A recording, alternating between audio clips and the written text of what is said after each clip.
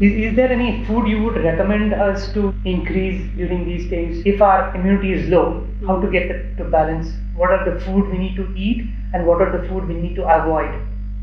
Food to eat would be anything which contains, you have nuts. Nuts have a lot of these micronutrients. So your selenium, zinc and all are present. Lot of it is present in your nuts and seeds. Correct. So you can have more of that. You can have citrus fruits, like you have amla. Amla is good for immunity. Rich in and then you have lemon. Instead of drinking Coke, you drink lemon water. So that will also be helpful. Then there are like some plants which are like ashwagandha is known to balance your immune system. Yes. That's known as an adaptogen. So these are all like, I don't know how you will take it, but these are some of the plant products which are good to balance your immune system. Also, to some extent, curcumin. You take this haldi. Haldi also is good for you. Yeah. So these are some of the things which you can increase. Anything which has to be avoided? Sugar. Definitely. The number sugar, one cause. Number one cause, because we have seen that excess of sugar in your blood can immediately dampen your immune system. So make sure that your blood sugar levels are not very high. They are maintained at a normal level. That is the reason the diabetic patients are more prone to hypertension. There are a lot of other reasons why they are more prone to diseases, because this virus itself is very, very complicated. It's not like the normal viruses we have seen so far. Like it uses your the cell, like how it enters the cell is by an ACE receptor or the angiotensin converting enzyme receptor. And this is a receptor which is very important for controlling your blood pressure. This angiotensin, like I don't want to bore with too much of technical details, but then these are all important for your maintaining immune system, maintaining your blood pressure. So this virus kind of interferes with all that, and that is also, and these receptors are present in many different cells, not only the respiratory cells, they are present in the cardiac cells also. And the virus is also known to cause a lot of blood clots, coagulation, which again affects your heart, which affects your brain.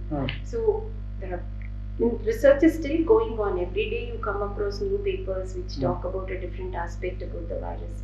So it's that's these comorbidities. Yes, that is another reason why you say people with comorbidities are unable to respond to the virus optimally. And one thing about diabetes is also a chronic inflammatory state. Correct. Yeah. Okay. Diabetes, obesity, all these are, and to a larger extent, atherosclerosis or your heart, coronary artery disease, they are all kind of a state of systemic inflammation. So when you have a higher inflammation already present, then your immune system is not acting optimally.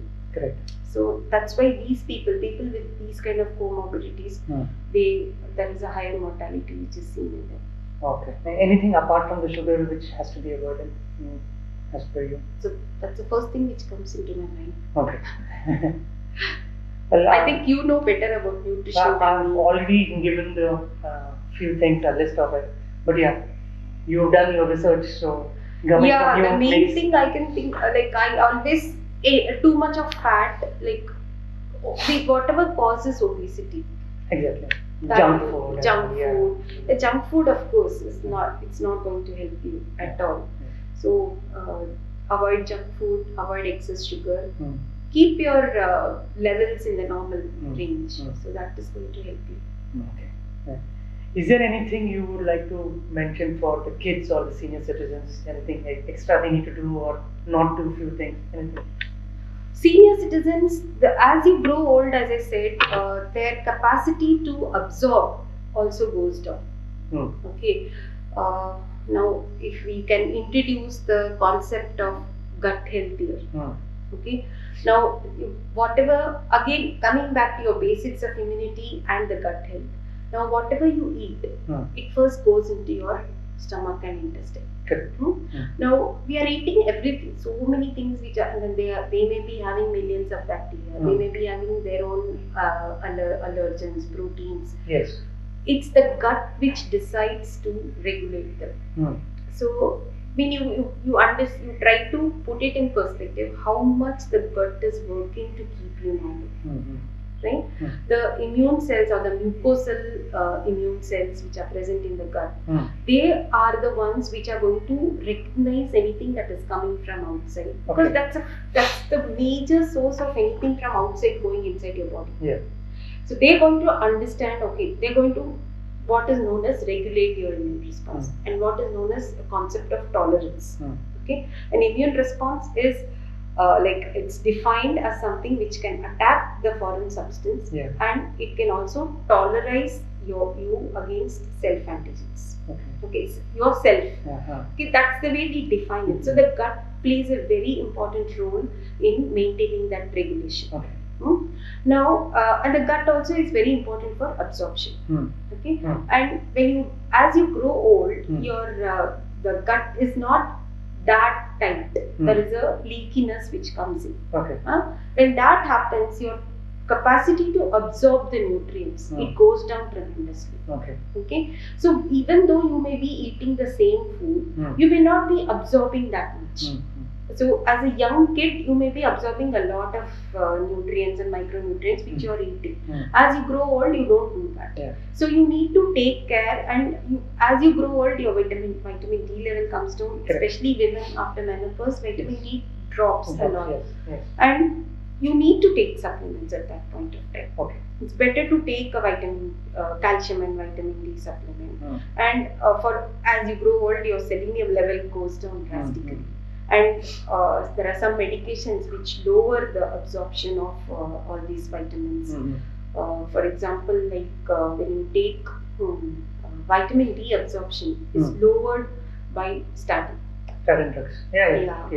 Yes, so you have so many of these. See, as you grow old, you are taking some medications which can lower your absorption capacity.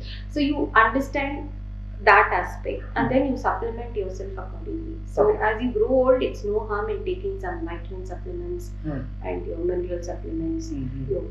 Now I think Zinco is very popular, so vitamin and zinc supplements will definitely help you as you grow old. And kids I think basically if you give them enough proper nutrition, it should be good enough, and let them play. Don't keep them tied up at home. Let them play, let them grow, let them run around. They have their children have a very good capacity to absorb. They also have a good capacity to whatever they eat, the digestion is also good. So give them good food so that they are able. Don't give them junk at this point. Just because you're sitting at home, I'm getting bored and eating chips is not going to help you. Occasional is okay, but should not become a habit. Yeah, it should be like a treat. If they do something good, like a treat, you should give them a junk rather than. I always recommend the same thing to do.